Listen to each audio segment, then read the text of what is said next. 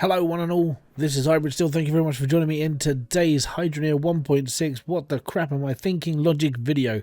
So today we're going to be talking about the added extras that you can add to your pipes to make things a little bit better and use up less space on your pipes. Now we're all grown accustomed to using the power chambers to actually fuel our builds and basically produce 100% worth of pressure. Now this is a little bit different. We can still use these, that's all good if you don't mind using the shards for them.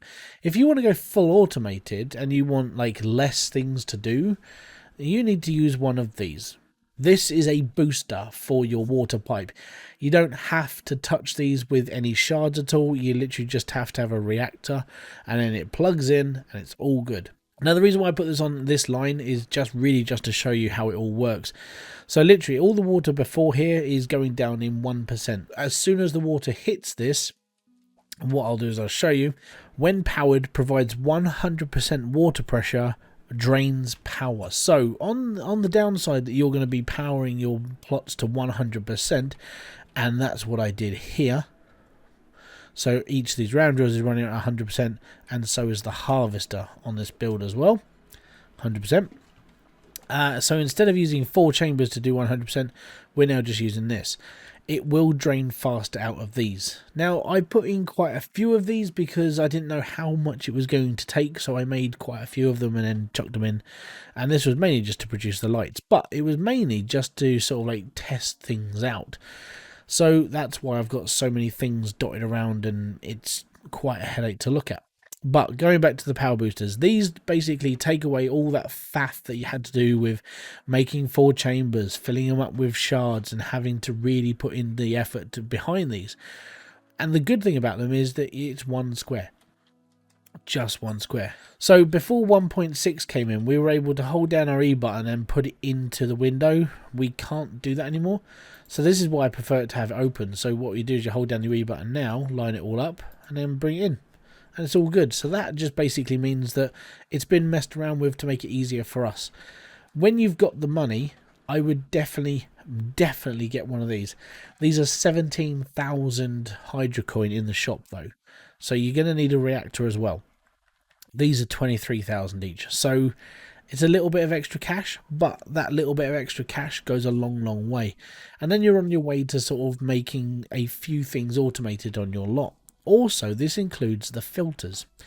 Now, obviously, we would normally have 5 filters on our line to produce 100% worth of like actual like protective power for our stuff. So this means nothing else would get hurt. It would literally just be the filters on the line, and that's why I created this. If you want to know how to work this, there's a video in the top right hand corner right now that'll show you how to set up this logic repairer.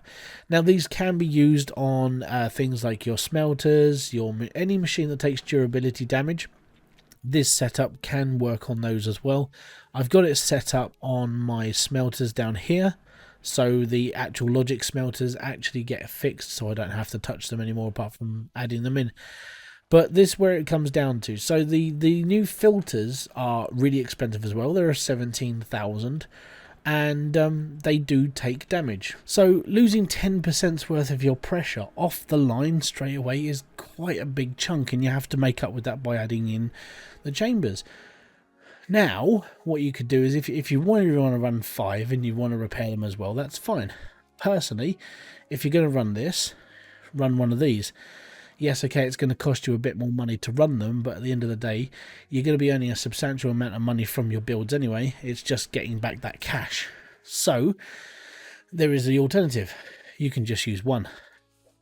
Now, one of these is, when powered, provides 100% worth of filtered water, drains power. Doesn't say anything about taking the actual water pressure away from your pipes, so these are they don't interfere with that apparently. The reason why I say apparently is because nothing's been spoken about like if they actually take any percentage away. So if they do, and I'm just going to protect myself with this, I would always make sure that your power chamber is still after your filter. If it does take away from the actual water pressure, then putting this afterwards works best. Okay, that's what I would do. Personally, just to protect myself and what I'm talking about right now, I would literally take this, stick it on this line after the filter and run it straight into my build. There you go. Obviously you're still going to have to set up a repair loop if you really want to bother doing this.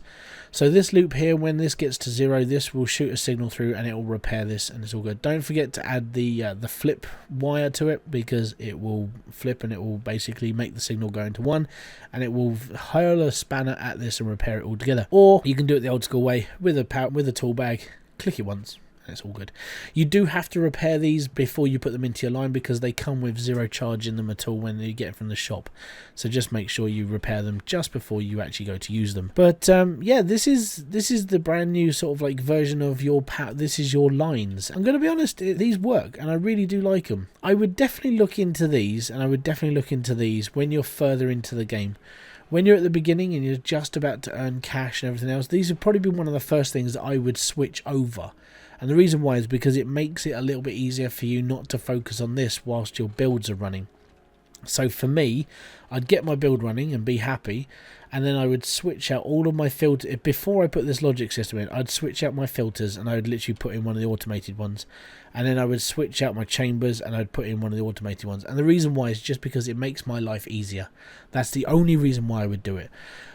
So what you're probably going to see is in my future builds, maybe in a couple of weeks time or stuff, I'll actually start having these in place instead of actually having an entire line of stuff, because at the end of the day, these are just better and they take up less room than these, which means my pipes can be cleaner. The actual area that I'm going to be working on is going to be a little bit easier to work with, and I only need to have a reactor next to these to actually make them work, and it can just be on its own loop and it's all good. That's my preference. I would go with these over all of this, and the reason why is, 1, it's cleaner for the build, 2, it just looks a bit nicer as well, and 3, I don't have to worry about putting shards and everything in these anymore, and it just works. So that's just my personal preference.